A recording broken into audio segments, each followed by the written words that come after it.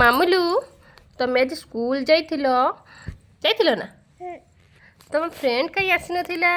ସମୀକ୍ଷା କାହିଁ ଆସିନଥିଲେ ତ? ଆଖି ଖରାପ ହେଇଥିଲା।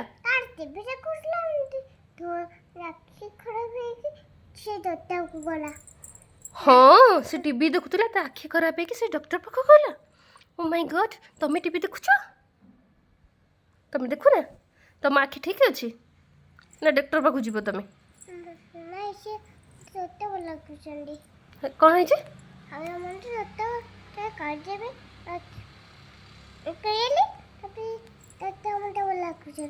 ହଁ ଡକ୍ଟର ଭଲ ଲାଗୁଛନ୍ତି। କାହାକୁ?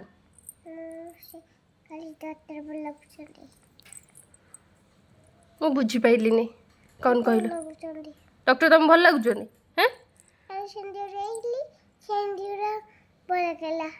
ହଁ ଓଃ କାଶ ହେଉଛି ଲୋ।